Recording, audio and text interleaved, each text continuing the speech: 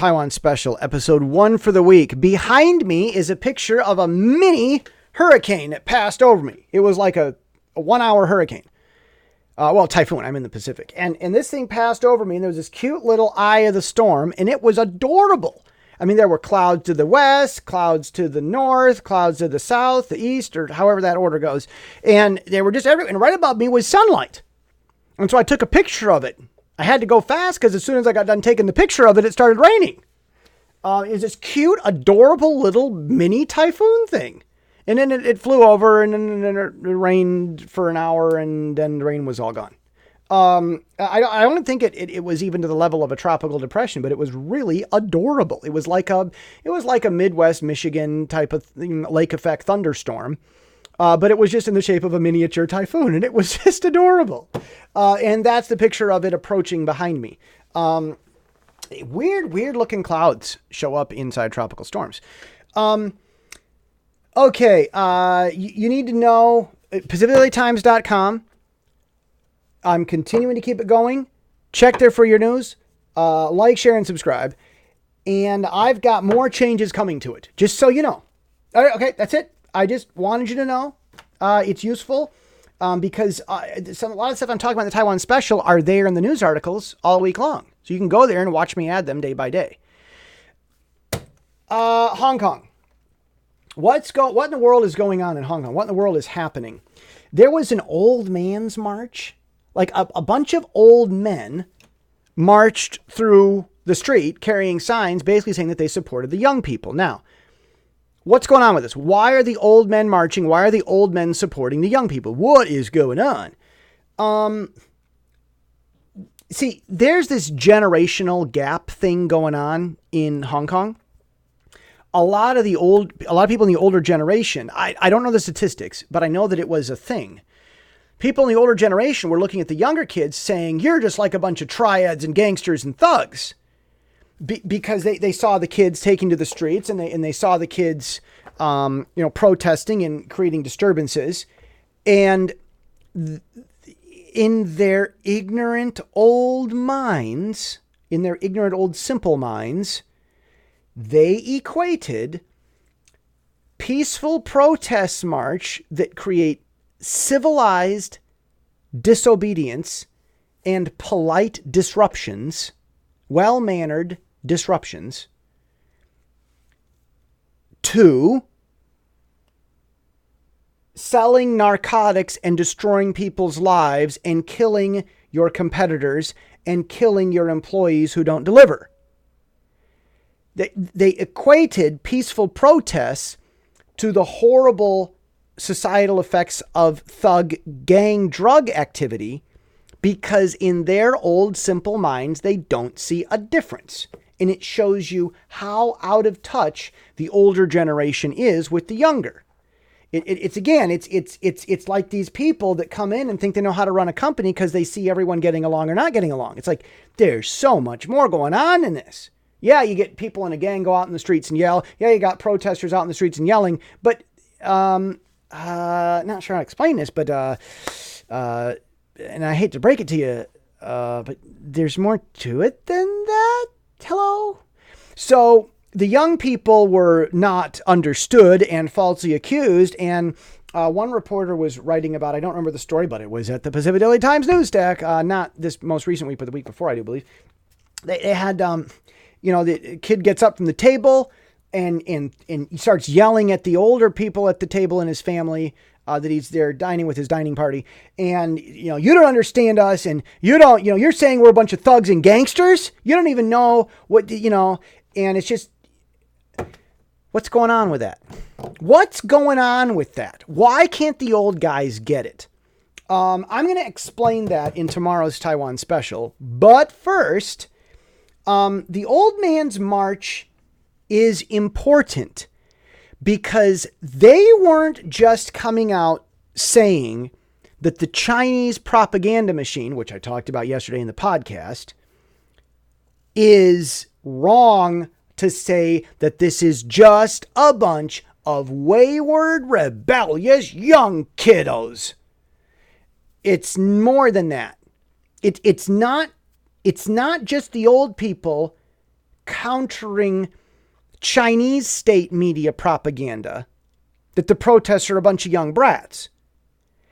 It's the old guys, some of the old guys, coming out and saying, no, our children and grandchildren are not thugs and gangsters. We older people in Hong Kong should love and listen to them.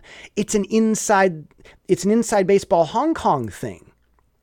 And so, and I've seen the cultural clash, which I'm going to talk about a little bit tomorrow, and explain what in the world is really going on here.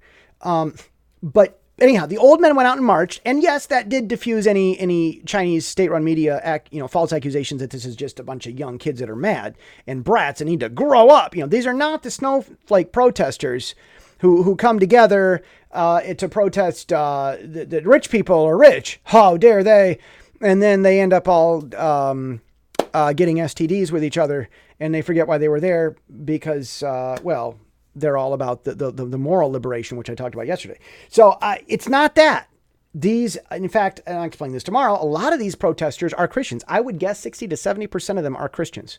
And they're not, the good ones anyway, are not parading the name of Jesus and stuff around. They're just people that are active in their local governments. But Christianity is abundant in Hong Kong. The churches, they get along with the local churches. There's only one church in Hong Kong as far as heaven is concerned, but the local church organizations get along with each other well. Okay.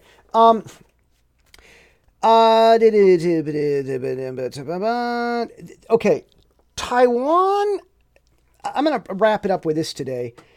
Taiwan is delaying the Hong Kong asylum applicants. Hong Kongers are going to Taiwan and they're applying for asylum. They're saying, I'm being politically persecuted back in Hong Kong. I need you to deliver me and save me and protect me from this. I want asylum in Hong Kong. And the Taiwan government is doing the same thing to them that they've done to me. It's the bean counters. Well, we can't prove that they're trying to arrest you. We need to have a picture. You say you were at the protest, but you had a mask on your face. So how can we be sure that they have paperwork proving that they're coming after you specifically? I can't prove that. It's like, hello, you idiots in the Taiwan bureaucracy. They're in danger. Anyone who wants democracy in Hong Kong is a target. Hello. But in the Taiwanese government, they don't get that. So, see, I've had my own application stuff. I've been through my own dealing with trying to apply for common sense justice from Taiwan's government, and they give the rigmarole runaround. It's like, remember Star Wars, the Phantom Menace, like the first of the prequels.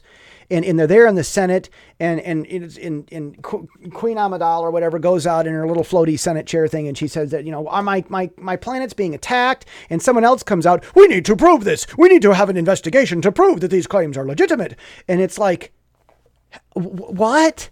Send an army in case it is legitimate. Don't delay everything and let the attackers attack. It's like, Taiwan's government is doing that. They're doing the bean counter bureaucracy thing. Not just to me. Now they're doing it to the Hong Kongers. And the thing was, you remember in the Attack of the Clones, the people that came out and opposed Queen Amidala in the Senate, they were from the Trade Federation. The people who said it's probably not true are the same ones that were actually attacking. So I look at this Taiwan government bureaucracy thing, given trouble to me as an American, and now they're given the bureaucratic rigmarole to the Hong Kongers who were applying for justice in Taiwan for protection. And it really makes me wonder, are they really this stupid, or are they just playing dumb because they're evil, because the effects are evil? Canada turned away a boat full of Jewish asylum seekers in World War II, and they sent that boat back to Germany, and they all died. And it was arguably a crime. Like, this is the thing that happened in Canada. Like, Canadians feel bad about it, really bad. Who's the 700 Club guy? He was on TV fake crying. At least looked like fake crying. Everyone else in the room was crying, repenting. Yeah. It was like this revival meeting. You were talking decades ago. And who's this? What's this 700 Club guy? He's been the same guy for years. And he really looks like he's fake crying, putting on a great performance. But behind him are all these people in this church service that are crying, beating their chests, feeling so bad about having sent those Jews back to their deaths in Germany, that Canada did that. And in Hong Kong, people are seeking asylum from Taiwan, seeking protection, and Taiwan's government's giving them the rigmarole. I've said it before. Yeah, this is all going on, and it just makes the story get deeper and deeper and deeper. See you tomorrow.